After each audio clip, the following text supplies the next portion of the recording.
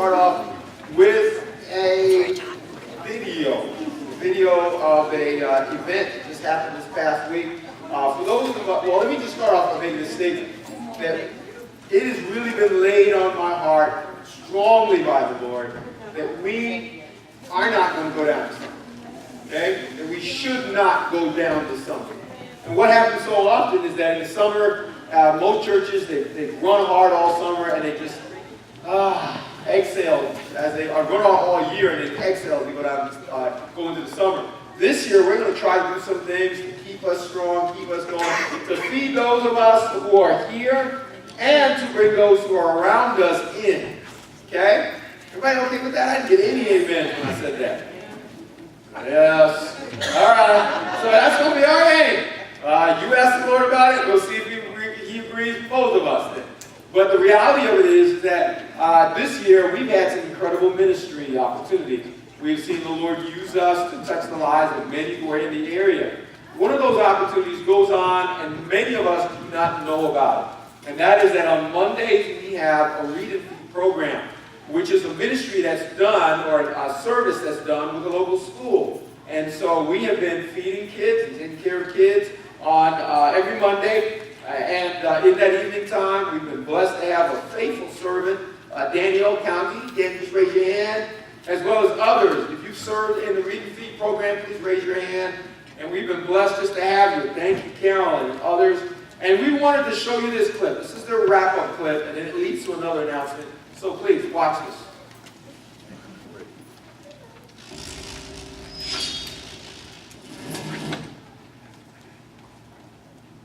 All right, John Orlando here from North Carolina FC. We're here at the Read and Feed. I'm going to teach the kids about the importance of literacy. We're going to play some soccer. We're just going to have some fun, maybe give away some gifts. We'll see. So guys, just check it out. Stay tuned.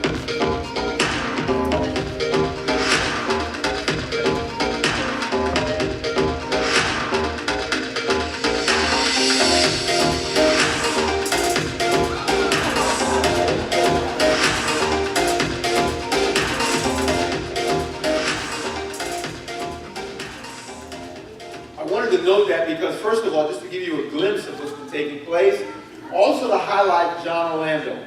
John is a member of the professional soccer team in the area and has a great testimony. Had a chance to read on it, and I've been blessed by it. Well, we are hoping to have John come for another ministry event that we will be doing this coming summer. July 10th through the 14th, we will be having a soccer sports camp here at Grace. And it is the opportunity, if you have a young person who plays soccer, or if you know of some in your community, extended family, friends, so on, to invite them. It's a way to have them come and be a part of an event for the week, and that will take place in the evenings, and more information to come. But we wanted to highlight that, we wanted to note that for you, and we're now speaking with John. I hope he will come and even be able to present his testimony one Sunday here at Grace as well. So please note that to come, more information, but July 10th through the 14th. As well, I want to note that the Connect Ministry, 18 to 25-year-olds, college age, whether you're in college or not, if you're in that age range, we have a ministry for you. That will begin on June 9th. That will launch, and that will be an opportunity for you to come and find a place where you can be blessed, grow, invite others as well. And so that will begin as well. And then on the 14th of June, well, let me go back a little. Through the year, we have what we call life groups, small groups that meet here at Grace. Well, really, one meets here at Grace. Others meet in various communities across the triangle. And they have just a wonderful time of fellowship. They're going to have their last time together this week, and then on June 2nd, they're going to have a game night. We're going to highlight that for you with a video as well. So.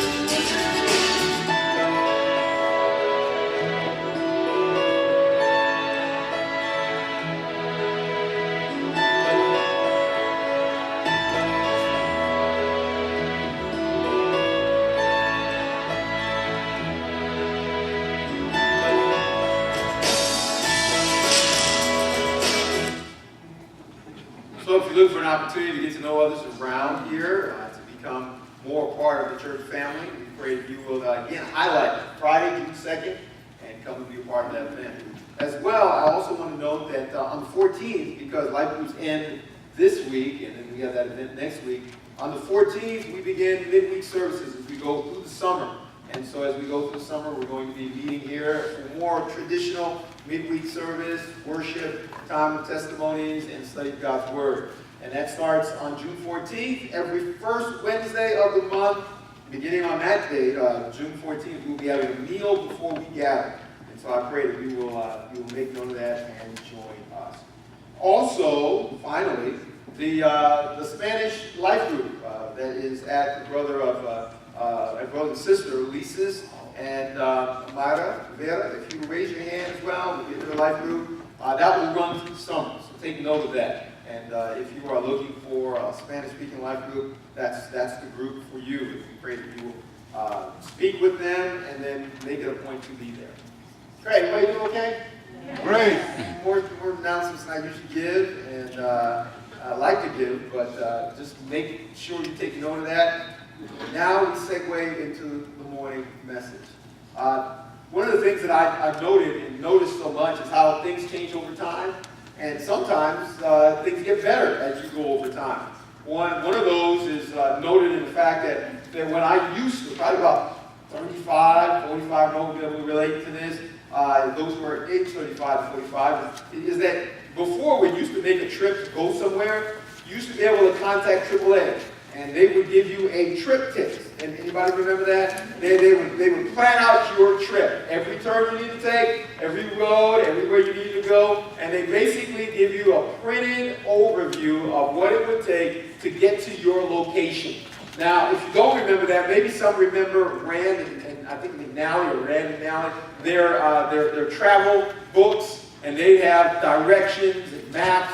And so when you used to travel, you used to have that all laid out. If you're 25 and younger, 35 and younger, you may not even remember that. That's okay. You have no knowledge of that, but it's a lot better now. It was good. It got you to your location, but it was paper-based. Many times you had to focus on where you were at, stopping off, still talking to people who were at gas stations, making sure you got to that location.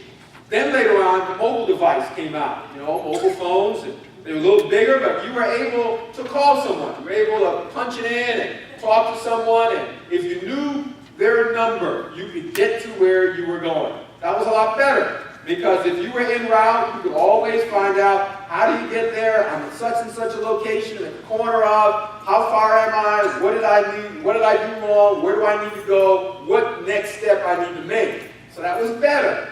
And then later on came the smartphone, which not only talks to you, not only gives you directions, but tells you how to get there. Corrects you when you made a mistake. Recalculating, or it's going to punch in something new. And the process now becomes that this is best. Not just it gives you directions, but it tells you what to do in your route there. Men especially, note that. I'm still working on that, and it's sometimes very hard for me to remember to listen to it. So the reality is over time, depending on which approach you take, the movement should be from good to better to best. Okay? There's a fire that's in your kitchen.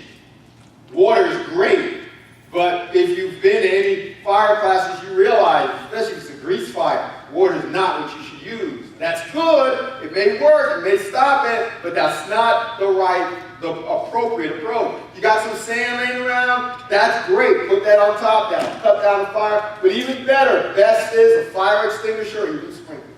Okay? The same principle can be applied to our lives. Good to better to best.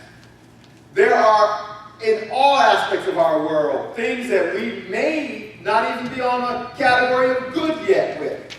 Maybe it's our driving, maybe it's our eating, maybe it's the way we operate with others, maybe it's our goals in life. And so we may have to move to good.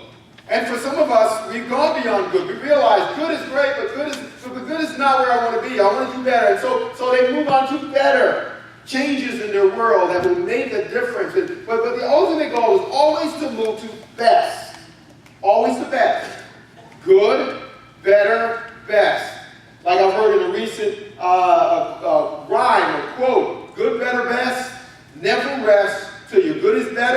and your better is best. Okay? Never rest until your good is better and your better is best.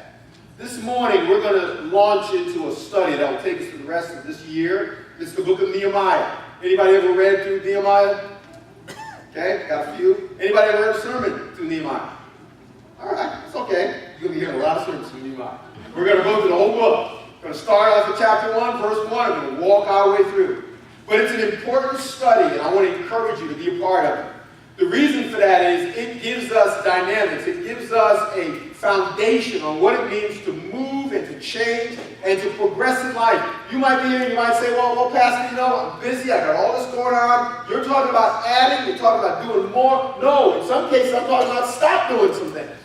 In some cases, I'm talking about giving up on some things that you've made a priority in your life. Because there is always the best. And my desire, my encouragement to you is that you will have an open heart to God and you will have an open outlook that says, okay, God, I want to move. I want to move from wherever I am to wherever you would have me to be. And wherever he wants you to be is going to be best. But there are some of us who struggle with that because there's always a cost involved. There's always something you got to let go. Something you love, something that has been a part of your world, something that energizes you, excites you. But God may be saying, enough. Let it go. Let it go. Because I have the best for you. And so this morning, I want to start off, as we begin this journey from good to better, to best, I want to start off with the ultimate stop. The ultimate, no, I can't do that. The ultimate, I don't want to hear any more, Pastor. I want to start off with the cost. I want to start off with the fact that that is what is going to open the door for you to move in transitions through life. And so this morning, I want to talk about at all costs. I want us to realize if we're really serious about change, and even we come in and we don't want change, change can be a dirty word in our lives, that God wants it. He is always looking to grow us. We are always in motion. We are always moving. And it never stops till we stand in his presence. And so this morning, I want to tell you, wherever you think you are always in motion. Change has to be a part of your life. And if you don't see it that way, then you have come and said, thus far, no more. I don't care, God. And I want to tell you, there is more for you. So this morning, we're going to start in the very first chapter of Nehemiah. In Nehemiah chapter 1, we're going to be looking at the need, where everything begins. Then we're going to talk about the plead, the response that we are to have. And then we're going to talk about the feed, the changes that have to be made if you're going to move. We're going to talk about the need, the plead, and the feed. Okay? Let's look at it. Nehemiah chapter 1. We give a little background as we start. Nehemiah is in the Old Testament. If you can find it in your Bible, you'll see it. If not, please. Look up on the boards. We'll have it put up there for you. But as we begin, it starts off with this statement. It says, the words of Nehemiah, the son of Hakaliah. Let me give you a little general background. Nehemiah is a name that means that one who is comforted by Yahweh, comforted by God. And so there's something very special about him, but there wasn't at one point thought to be very much that was special about the book. It was part of the book that comes before it. Nehemiah and Ezra were one book at one time. It was Ezra Nehemiah, or really the book of Ezra. And many started looking at it and saying, wait a minute though, there are some aspects of this book, there are some characteristics of this book that make it seem like it's a standalone. One of those is in the very first verse. It says, the words of Nehemiah. That's usually what starts a book in the Old Testament. And so when that was written and that was found in the middle of Ezra, there was some thought, wait a minute, maybe they were merged, and this should be a standalone. The other reason is that Ezra focused upon building a temple. Nehemiah focuses upon rebuilding a wall. And so as you begin to look at Nehemiah and you read through it, you see that it's written very differently than the book that comes before it. But it has an incredible purpose. The emphasis and the background of Nehemiah is given in the name of his father, Hakaliah. Really, the emphasis is that we don't know much about Hakaliah. It's the only place in the whole Bible where that name is mentioned. We don't know what tribe he's a part of. We don't know where he was born. We don't know who he is, and therefore we don't know really much about his son, Nehemiah. We don't know his tradition, where he comes from, where his homeland was. or the specifics within his homeland. But there's one thing we realize, that Nehemiah is a person who is on point and purpose. He's got an intent in life. And so as you read about Nehemiah in this first verse, it sets you to want to know more about him. Why is this whole book written? Well, let's move on. In verse 2, it says, now it happened in the month of Chislev. Again, I'm going to move us from where we are or where this book was written. I'm going to fill it in and give us a background, a context. Chislev is what we would think of today as the month of December. And so in this very cold month of the year, the 20th year of the reign of the king that is over this area, the king Artaxerxes, and that's what the 20th year refers to, he had a capital city. His capital city was Susa. That would be our modern Washington, D.C. Okay? So he lived in the capital of a nation that was known as the Medes and the Persians. Two groups of people, two nations that merged to create one nation, otherwise known as the Persian Empire. Okay? Today would be more familiar to us as Iran. And so the context, the background is that now you've got Nehemiah, a servant of God, a Jewish man, in a foreign land. And he's in this foreign land because the nation of Israel had been divided at one time. The northern nation was known as Israel. The southern nation was known as Judah. And God started warning them, change, live for me, honor me, or I'm going to have to judge you. The northern nation didn't listen, so God brought in the Assyrian Empire, and they took the northern nation away. Southern nation was still there, Judah. He gave the same warning, live for me, change your ways, honor me. They didn't listen, so they were taken away to Babylon. Now later on, Persia conquers Babylon, and Nehemiah is in the capital of Persia. Whole lot of background. If you love history, great. You're tracking with me, excited about that. If not, it's like, all right, Pastor, man, move on. Okay? So let's do that. So he's in this Persian Empire. He's in the capital city, and one day information comes to him. Now, this is important because it sets the tone for the rest of the book. In verse 3, we read, the rest of verse 2, that Hanani, one of my brothers, who's probably one of his biological brothers, and some men from Judah, again, Judah was conquered, everyone was taken away, but there were some who were still in that land. And any good Jewish man, any good Jewish person would want to know what's going on in their homeland.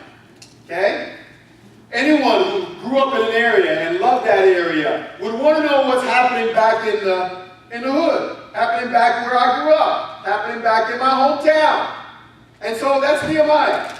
And these men come and they tell Nehemiah, things aren't good. Things are really, really bad. People are getting robbed. People are having a sense that jobs are not coming back to the town. Things aren't looking well. Doesn't look like things are going to turn around to what they were when we grew up. People have lost hope. There are those who are on drugs. There are those who are stealing for a living. There are those who don't care. The government's corrupt there. Everybody just does their own thing. There is no hope. There is no hope. See, for Nehemiah, that would have broken his heart as much as it would break our hearts to hear that in the neighborhood our parents still live in, or the neighborhood some good family members are in, everything's going down, and everything does not look well.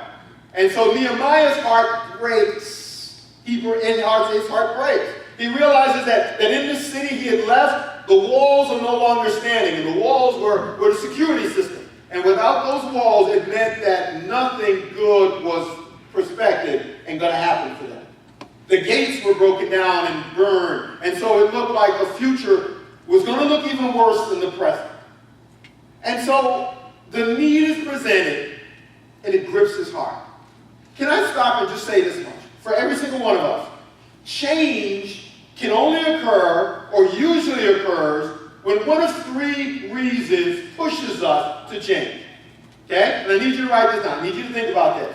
If you are here today and you're thinking, hey, I'm not in the mood to change, things may not be where I want it to be, things may not even be good, but I'm not going to change. Can I tell you there are usually three reasons why people move to change?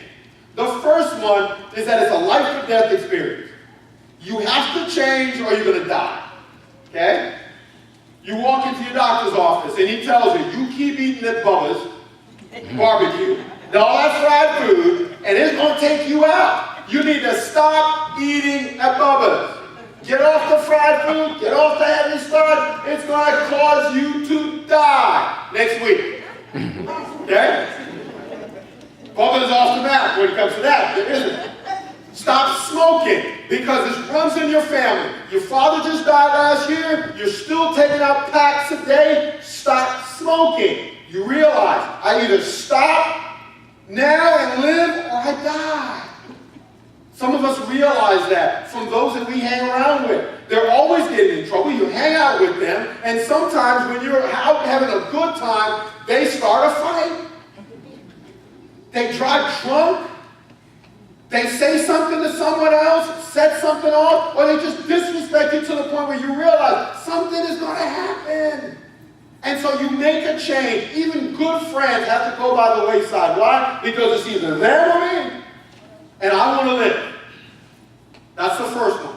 The second one is given, and that's usually a case where you realize it's not life or death, but you are forced into this change. So you're at the job and somebody tells you that unless you start coming on time, you're going to lose your job. The job starts at 9 o'clock, not 9:30. Let me just stop. How many of us would be fired if we had that same thing in church?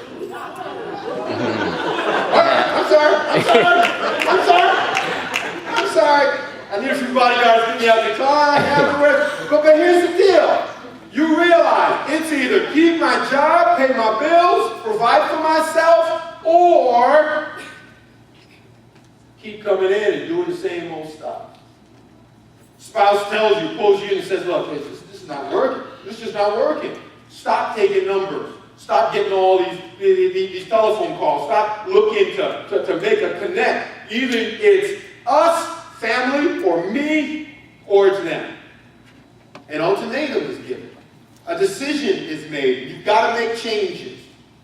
People will make changes if they say, my family, my marriage is worth it.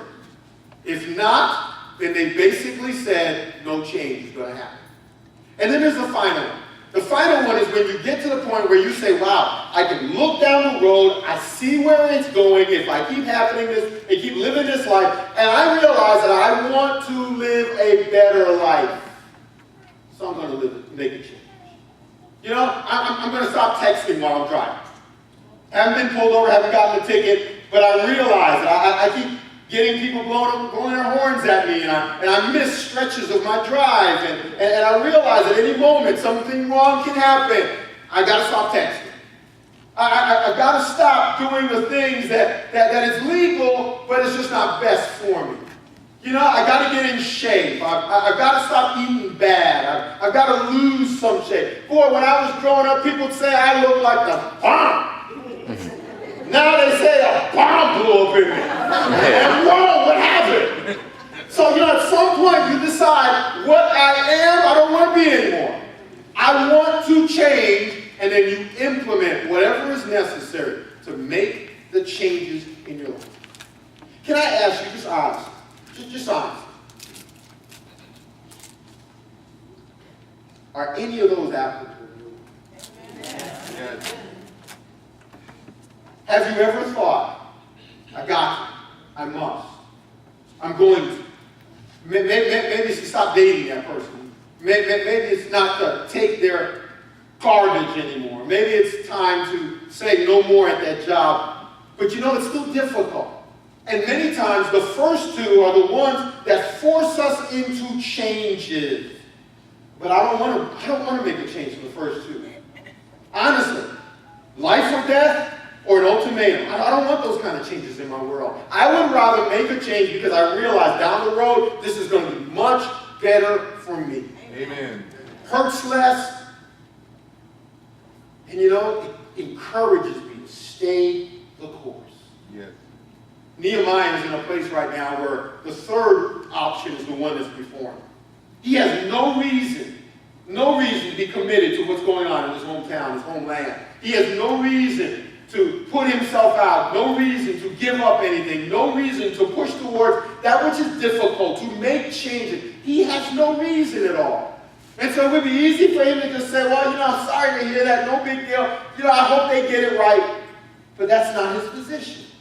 The need becomes personal. It becomes so personal it starts to burn within him. And because it burns within him, he decides he's going to do whatever it takes now to make the ultimate step to see change occur. We see that in verse 3. If you'll note with me, it said, and they said to me, the remnant there in the province who survived the captivity are in great distress and reproach. Things are horrible. The walls are broken down, gates are burned, and everything's not going well. And then verse 4, it says, now it came about when I heard these words,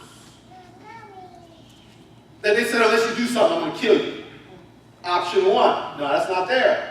They gave me an ultimatum, you better step in and make a change, or these are going to happen to you. Nope, that wasn't there either. It said, personally, I felt the burden that this should not be that way. And so I responded. I sat down, I wept, and then it said, I mourned for days. He even goes on later on, and he says later on in verse 6, he says, I fasted and prayed both day and night. This was so heavy on him. He says, look, this need is so big, I can't put it off, I can't excuse it, I can't justify it, I can't say down the road, when I get more money, when I feel more strong, when I'm just in a different place. No, this has got to happen now. And it moved him so heavily that he said, I just can't. I can't dodge this. I can't push it off. I can't excuse it. I have got to make change. Can I tell you, if you're here and whatever it is in your world, life or death, ultimatum, or just your choice, you will never follow through to make those changes until you get to the point where it's a burden unto a need, unto a decision. But I'll tell you, usually it happens with a need. Something in you activates. You will not live in a way that moves you from good to better or better to best unless you finally decide things have got to change. Amen. If you're here this morning, as we move through this book, as we go through this journey, I want to see people who make changes. God has laid on my heart. There are some of us who are here, and the challenge that comes to us is we may not make it in the next year, or we may not make it in the next year well unless these changes are made. Some of these will be health changes. Some of these will be financial changes. Some of these will be spiritual changes, which always takes you into the best. Always. If church is just something you do and you have nothing else on Sunday, then that is not the best. It's not even probably better. It's not even good. If you're walking with God because you're more afraid that He's going to get you, that means you're doing something you shouldn't be doing. That means you're not even at the good. If you're saying, hey, I can't trust God with my money, or if I give Him some, I won't get it back, how will I provide for my needs, and how will I take care of my bills? Can I tell you again, most likely, you are not at the best. Amen. And so I want us to be moved as a church. I want us to see God's desire as our desire. But you know that begins not as a church as a whole. It begins as every individual making a choice to say, I want to change, to put God in a place of authority. Yeah. And that's a challenge, because I know we're busy. I know we got stuff going on. I know there's things happening in our world. I know we got dreams. I know we got plans. I know we got schedules. But can I tell you, again, you've got to slow down enough to say, what is my ultimate need? What is the burden on my heart? Where is God prodding me? Or change will never occur. Ever. Ever. But I want it. It must. And you know, the response that comes when true, godly, best focused change occurs from a person who's being led by the Spirit of God is that it moves into a stage for a response that elicits, solicits, pleading. Let me show you. Look with me at verse 5. It says, and when I heard all of this, I started fasting, I started praying, and I said, I beseech thee, O Lord, God of heaven, the great and awesome God, the preserver and covenant of love and kindness. And he goes on, he gives his prayer. Can I say that if you truly are walking with God, if you truly are a person characterized by a walk with God, if you truly are God-led, God-devoted, God-committed, then always our first response to a need should be prayer. Yes. I got a few people here. Thank you for saying amen. But you know what the challenge is? The challenge is we live in a country in which we are sedated by our comforts. We live in a country where we got it good. Probably even the best of us are really doing well. But even the worst of us today, there are people across this world that are doing worse. We're doing well. We don't really need God, truth be told. We get up and we never pray. God, may there be something in my cupboard for me to eat this morning. God, I pray that as I step out of bed, that I won't get bit. Lord, I pray that as I open my eyes, that I can see something. Oh God, I pray that my car will work. I pray that I have a way to get to work.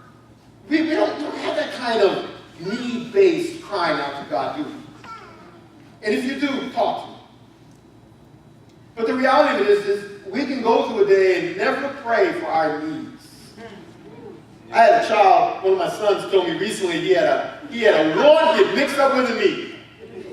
And I was like, Dad, I need to have this. I won't say what it was, you don't know what it is. But I would need to have it. I said, what? That is not a need, that is a want. Now before you laugh too hard, we got those same things. I need another black pair of shoes. Because I don't have a pump. Girl, you get out for you. I don't have this in pumps. I got this in heels. Come on, guys. I don't have the latest flat screen. My power tool is good, it runs on gas. I don't have a digital figuring. You know, the style, it's nice, but it's not this year. Oh, I cannot believe someone ate my ice cream.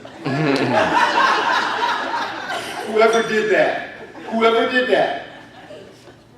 You know, one of my kids once said, all of those issues, first world. Come on, Dad, first world. And the reality of it is we don't have needs. Therefore, we don't cry out to God. We don't depend on God.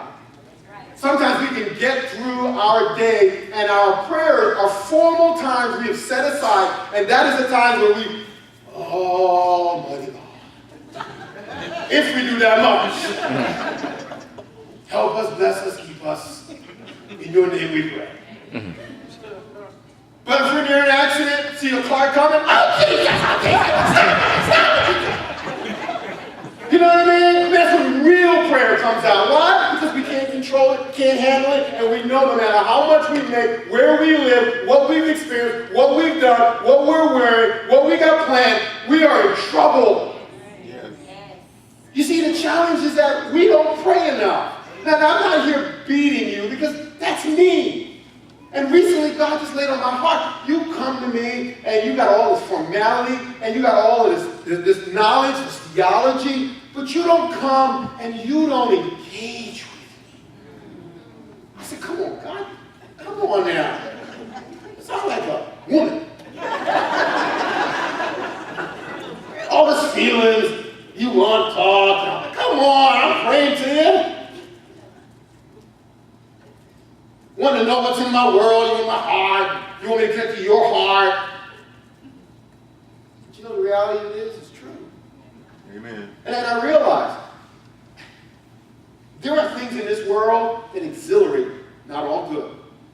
There are things in this world that excite me, not all good. There are things in this world that capture my attention. There are things in this world I push God off for. There are things in this world that are spinning in my mind when I'm trying to get to God. There are things in this world that pull me. And he's right. You know, the exhilaration that comes from being and talking and connecting with somebody, I love. Sometimes it's more formality than it is surrendered bliss. And so God's been laying on my heart. you talk about loving me. Where's the love? Where's the love? And so I come to you and I tell you the same. We are not people who pray. We are people who practice something that's religious. But we don't really commune with God. Jesus said when you come, it's Abba Father, Daddy, Pop. We come and it's, in many cases, a shopping list. I need.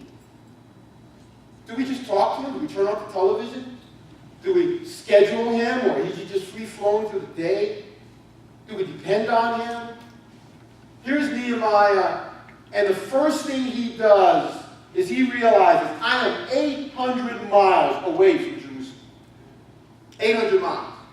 We say, well, for us, maybe a 2-day trip. For him, it would have been a week. Something happened there, and he heard about it. He couldn't get there in time. 1,600 miles round trip, and he was working in Susa. So to go there, we're talking a long trip both ways. Not including getting robbed, not including the camel breaking down, not including any of those things. And it was something that he wrestled with. But even if he could get there tomorrow, the reality of it is his first response was to pray. Now, when we go to God and we pray, you see a beautiful layout in this prayer. The first thing is to always see God as great and mighty. Jesus told us this in the Lord's Prayer. He said, Heavenly Father, our Father who art in heaven, hallowed be thy name. Gloriously honored and lifted up be your name. Your kingdom come on earth. It's all about you, God. We see the same thing in Nehemiah's prayer.